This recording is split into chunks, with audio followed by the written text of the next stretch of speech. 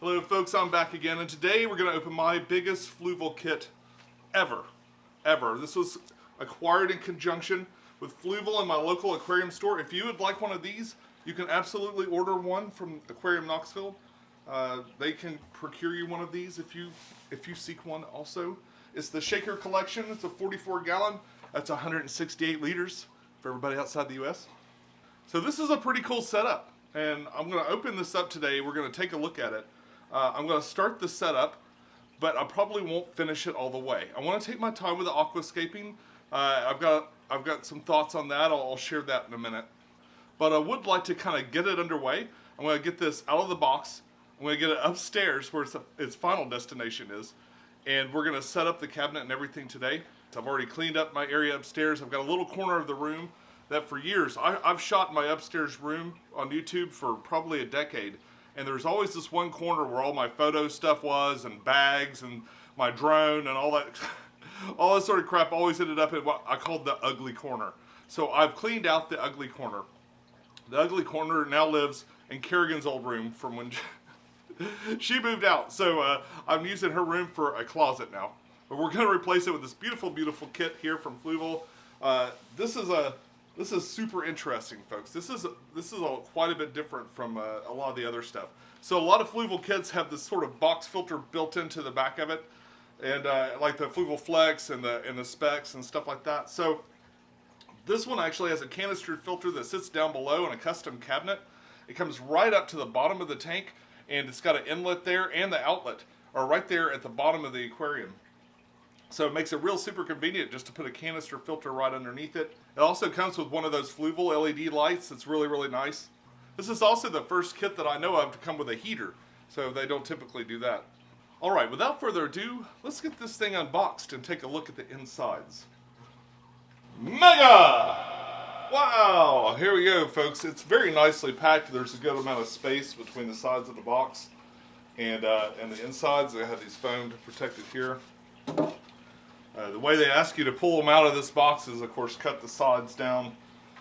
You're actually supposed to cut the sides. You don't want to see that, right? And then pull the box off like that. That's in case you can't mega your stuff open like I do. And not everyone can do that. So aquariums are notoriously hard to shoot when they're empty. Although this has some stuff in it, but but you kind of get a sense of the shape of it. It's almost like a long column tank. It's taller than it is wide, so it's going to be a nice kind of display tank. Maybe get some higher aquascaping and stuff.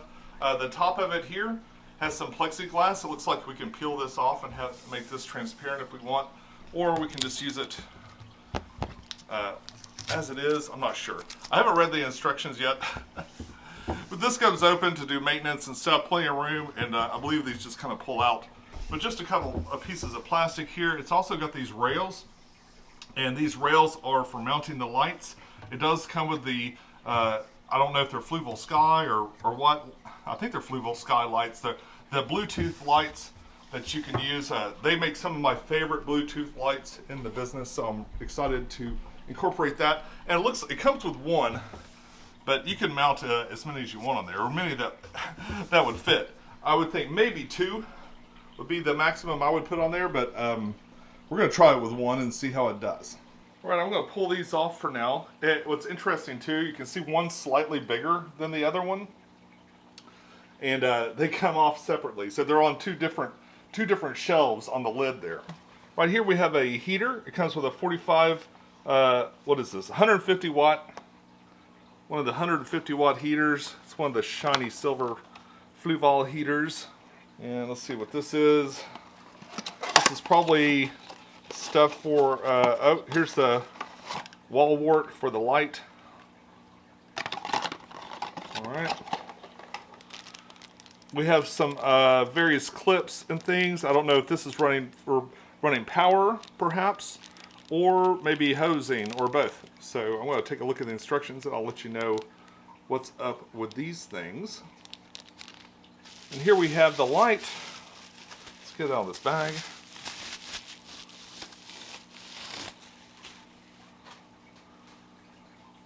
Yep, one of the Fluval lights. that we've come to appreciate. You can see how it's mounted there. This isn't the standard light. Say if you want to add more, you're going to have to order a special kind. This reminds me a lot of the Fluval Flex or the Mega Flex. It also has a couple of special lights in it. And the way they mount is right inside of this lid. We've got a similar scenario going on over here, in that these will mount right here on this little ledge. And of course, you can move it around however you want. Pretty cool, I love that. Got a Fluval 307 canister filter. We've opened these before. I think I had a 207. So this will be the biggest one of these things I've ever had. But my smaller one did great work for a long period of time. And we've got a set of instructions. See, they emphasize the Bluetooth on that a lot, but this looks like instructions for everything. Yeah, this is the kit. Yeah, this will explain how to set it up and everything, so I'll take a look at that. You'll notice this kit has a topper also, so we got the top and the cabinet. The glass looks nice and clean. The silicone is really well done. I've seen a couple of little minor details and stuff in here, but nothing major. It looks really nice. It looks very professionally done, and it's very clean all the way around, so I really appreciate that. This one is sealed, so the glass does fit over the top of this, and it kind of comes this way, so it's not at a 45 degrees or anything like that. But nice thick glass on here. Looks like it's a pretty substantial piece of glass. Well, this looks like a pretty incredible kit. Now I just need to get it upstairs and figure it out. But first, I need to build the cabinet. So let's give a little mega to the cabinet. Mega! Really? Ah! Mega! No? Okay, I'll be right back. Okay, time jump just a couple of days. And we are now in that corner of my room, which I did not show to anyone. It has been all cleaned out. I've cleaned it out, I've vacuumed it up and stuff, and I've assembled most of this cabinet. I have not yet finished the doors, but I will be doing that soon. Today, I think I'd like to tackle another part of this kit, which is the filter. Something else this kit came with was this heater. I'm going to leave this off for now. The fish species I'm thinking about putting in here are typically a more cold water species that'll just use room temperature. So I'm going to put this in my supplies and save it for another time. But it is really interesting that it does come with a heater. Very few kits do. And it's a good size heater too. This kit also comes with the Fluval 307 canister filter. I have assembled a similar filter, the smaller one, the 207. But I haven't put a 307 together. I imagine it's very similar. It does have some unique parts. The way it's attached here at the bottom of this aquarium, so I'm interested to see what that's like. Well, I really want to get this box out of the way. So I'm going to pull all this stuff out of here and kind of get it prepped inside of here for when we start this aquarium. Okay, let's begin by opening up this box here.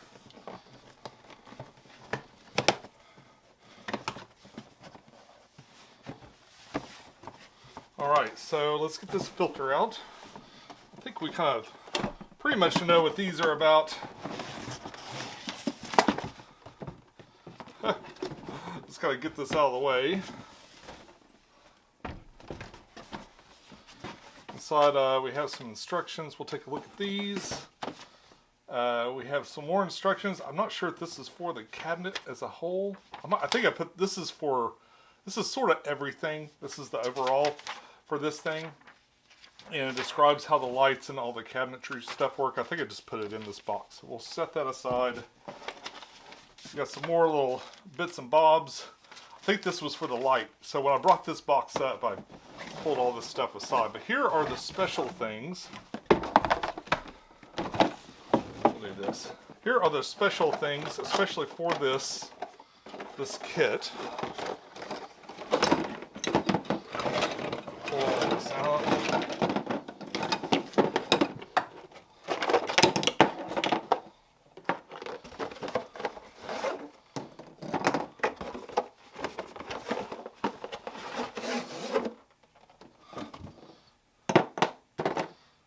So it comes with two really small hoses because they just have to fit right here.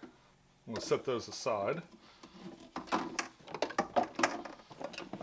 This part here is what the hoses will connect to.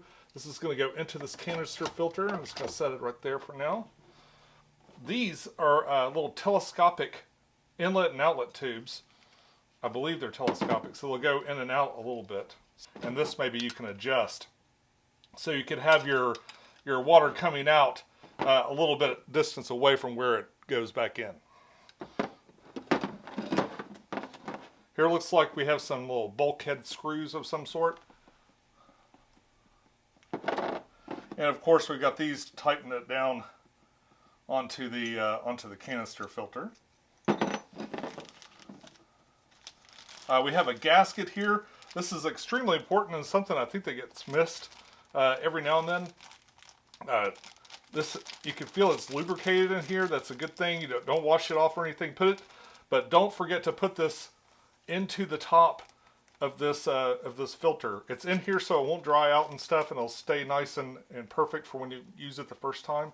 But you're going to have to pull this gasket out and put it in here, or you're going to have a huge leak on your hands. And I know because I've done it. So this is the return. Looks like you can maneuver these around in a different way. And I think what I'm going to do for now is I'm going to use the straight pipe on the return. See how it just fits like that? And I'm just going to put this up as high as it'll go and leave it at that.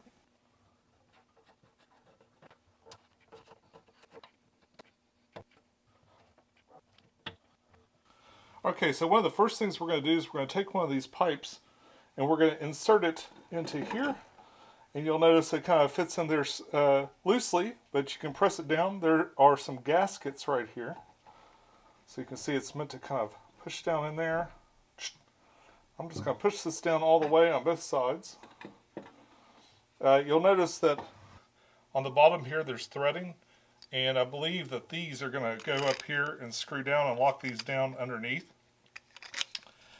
So we're going to push this all the way down past these little D-rings and stuff. So you just kind of push it on down, and there it is.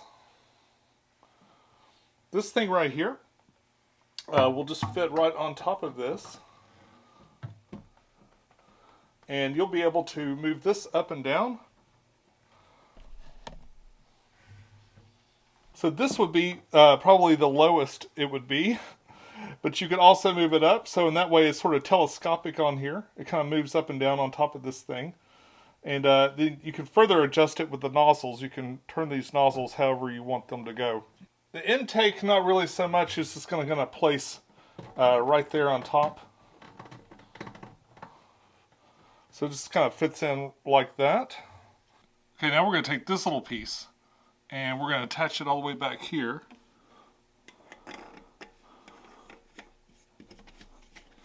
I'll just screw in like so. And this is just going to hold this tube firmly in place.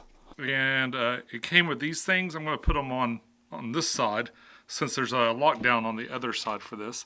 So we're just going to fit this into place. Kind of get it up snugly onto here. So I'm just going to tighten this down a little bit, just enough to kind of feel good about it being attached this way. And we'll do the exact same for the other side, and we'll be all set up for the canister. So while I got these on here, I thought it might be a good idea to attach this. And this goes into the top of the canister filter. You can lock this up, pull these things up, and it locks it out, so it'll keep the water from flowing through. And you can pull the canister out and do some maintenance. I've already done one side, and now I'd like to do the other. It's ribbed, but it does kind of want to go a specific direction. So I'm trying to make it so it'll be as friendly to that as possible. I'm going to just jam it into the end of this best I can. And then I'm going to tighten this down. Whoop, to make sure this is all the way down first. Push this in as far as it'll go. Then tighten this up. And now we're ready to just plug this into the top of the canister filter and we're good to go. Alright, here we have the Fluval 307. We're going to pop this open real quick and take a look. It kind of opens like that, and then there's some other little tabs on the side you can pull up. And this pulls right off of here. And right around here is where that gasket is going to go. So let's put that in before we forget. Let's pull that out of the container it came in. Bear in mind this will be a little bit greasy. So watch out for getting greasy fingers and stuff. We're going to just pull this out. Straighten it up a little bit.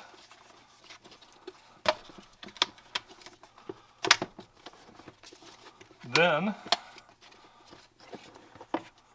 you're going to pull it down. You'll see how it just kind of fits right into place. It's going to snap right into this, right into that groove right there. Just let it be.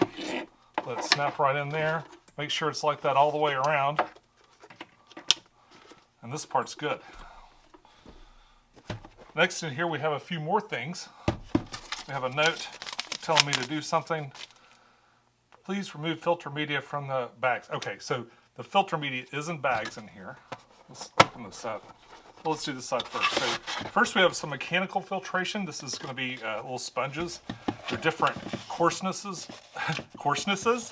They're different amounts of coarseness in these sponges to kind of, to let smaller things through and then capture the smaller things. So one in particular type of filter doesn't get used up too fast as far as they're clogged up. You can easily pull this out separate from all the biological stuff that goes in here and wash these out and rinse them. In fact, you can get spares and just swap them out if you want to do it real quick. In here we'll have layers of boxes. So the water flow is going to go down through here and then back up through the bottom, then back up here. There's a small area in the bottom for the water to sit. And as we pull this off of the top, you can see this is the last layer where the pump's going to sit and kind of pull this stuff through there the best it can.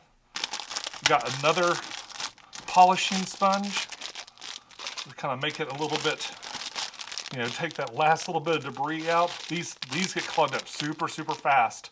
In fact, they say phosphate on them, so I guess they're like a phosphate, treated with some sort of phosphate treatment too. I usually pull these out after they are used up once, and then I never put any back. Also in here we'll have the chemical filtration, which is carbon, activated carbon. I don't generally use this either, but I save it for my terrariums. After that, there's a little pull thing, so this will pull up with your finger, and we've got all kinds of this biological filtration. What I'm probably going to do is steal most of my filtration out of other tanks, and I'll throw this in another tank to season it up for later. Then under here we have further sponges. There's all kinds of sponges in this. Another little polishing sponge and a fairly thick one. So this is going to keep the debris from clogging up all the porous ceramic filtration or sintered glass or whatever this is made of. So this is going to pull the even more debris out. It's already gone through two different sponges, and it's going to go through that. Then it's going to go through this little polishing thing. Again, these clog up really super fast. They catch everything, but they clog up really fast. So I'll probably leave this in. It's smart to leave this in. I don't know about this part though. I could even throw more biological on top of this if I wanted to. That leaves basically this middle tray and maybe the top tray, since I've removed stuff out of it, to put biological in here. So at least to start with, I'm going to leave this sponge the way it is. This one, I'm going to add my own biological stuff like on the day that I set this up. And I may do even more biological, or I don't know, maybe I'll put some, I might put some activated carbon in there or something too. I haven't decided yet. So I'll go ahead and put all of this back in here. And you can see how it kind of, it matches the shape. It only fits in one way, it kind of locks in there, so that's good. And this on the top. We'll deal with this again. We'll see this part of this setup again once we finally once we finish the aquarium and kind of put fish in there and stuff. So I'm going to go ahead and put the lid back on and get it all locked in. So that goes like that. This part comes up like so, fits in the top of there, lock it in like that, lock it in again, and now the water can flow right through there and into your aquarium. I'm going to go ahead and do this so I don't forget that this isn't set up yet. So my hose game is a little bit floppy on here, but I'm noticing that with it like this, I can pull it almost all the way out to the end there, or I can just push it back, and it's not too bad, especially since it's coming right out of the bottom. That is pretty nice. Got a nice big dedicated cabinet space for this. Plenty of room to stash various things that you might want to keep aside, extra pieces and parts, maintenance stuff. I'll probably hang up some nets or something else I want to hide from the general view in there. And besides that, there's another whole side that once I have a door will be lots of storage for like the bigger items and stuff that I might need, like a bucket or something like that, which is very handy upstairs to have a bucket stashed away someplace. Alright, so this also came with a cable management system, which is this little cable grabber. This can fit in either side, either this side or that side. They do recommend that you put it on a side where you think the most cables will be coming out. Now with the canister filter set up like this, really, unless you've got some other things or maybe just the lights here, the only thing that you're going to have is this heater. This heater is going to come out. I'm not installing this, but I've kind of put it in place just to kind of demonstrate what I'd like to do. In theory, you would probably put it up and maybe run that cable out that side. But they also have these little grabbies. So you could take these little grabbies and actually run that cable all the way over there. This will run all the way down to where I plan to do my surge protector. There's plenty of room. In fact, I could plug it right into the wall here if I wanted to. So this seems like a good place to put this. When I first put up an aquarium, that aquarium does tend to stay where it's going to go for a long, long period of time. So yeah, in general, this doesn't say which way to do it here. They came with this little sticky piece, and it's going to fit right here.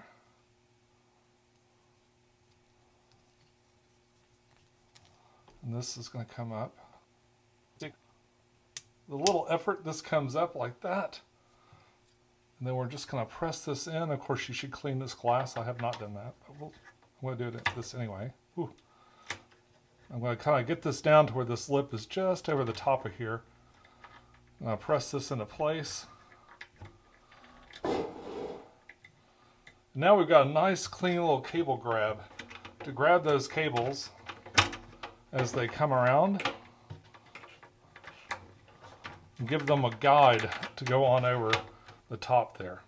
But it's a nice little feature, and you could even run your lighting lights up through the other side of this too, to kind of make sure that they kind of stay out of the way and that they come out, don't get pinched or anything weird.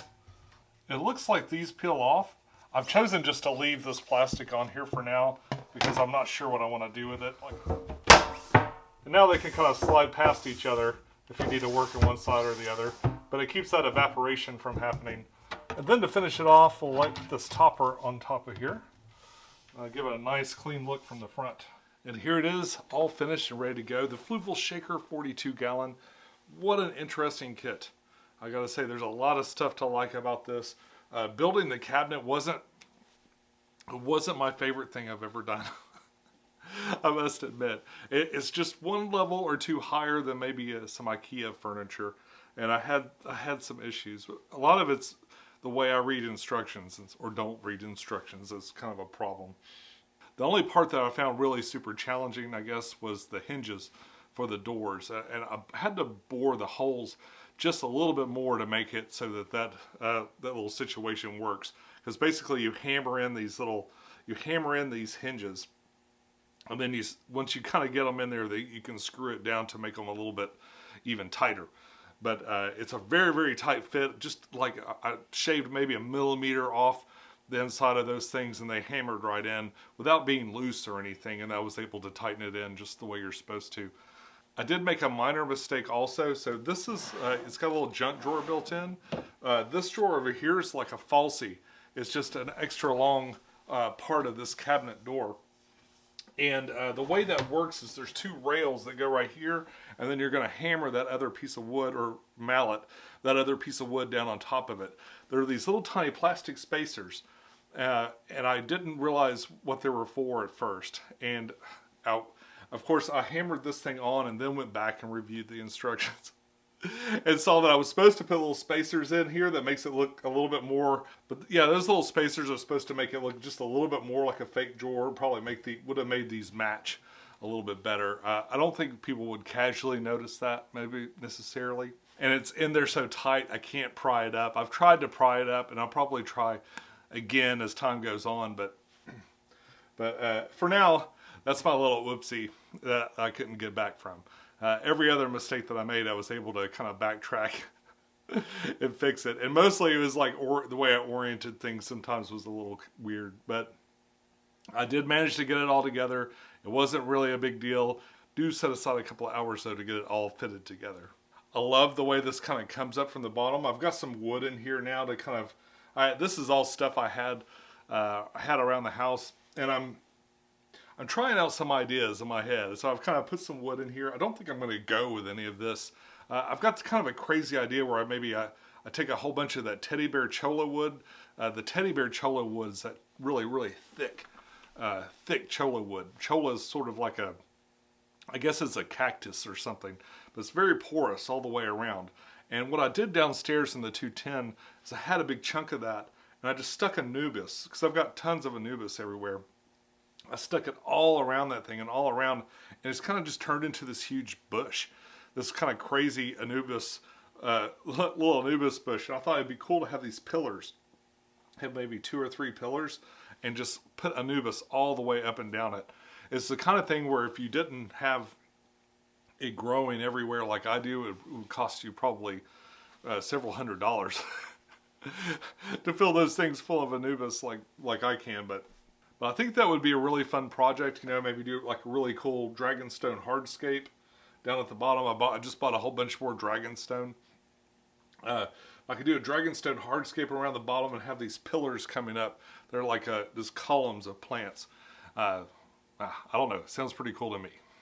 I'd even consider maybe getting some floating, making them float or something like that. But I think with the current would push them around. There are ways I could tie strings to kind of hide little strings in there, or a little fishing line or something like that. But I think this idea will work out if I could just pull it off. So I'm shopping for big pieces of cholla wood now, or small pieces that I can fit together. A big cholla wood column too would be the perfect thing to hide all this stuff. The other thing I'm going to do to hide this stuff is I've ordered a black static background, so I'm just going to put like one of those static clean backgrounds and just black out the back.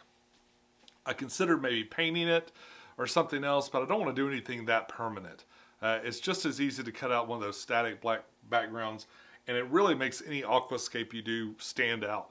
And anything that's black kind of disappears into it. So the black intake and output from the canister filter will just completely disappear onto this background. So there'll probably be a couple of videos. I've got the substrate. I've already purchased all the substrate. So I'm just waiting on that background to come in. So it should be next week.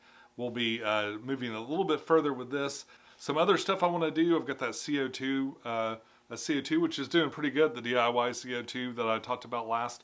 I've got that to put on there. I'm thinking about doing something so it'll inject directly into the canister filter. So maybe put it in that intake somehow, or maybe intercept it down here in the line and just have those few bubbles work their way directly into the canister filter. That might be a good way to make sure that those bubbles are fully absorbed before they get back in the tank. I've actually got 2 tanks that will probably come down as we put this together.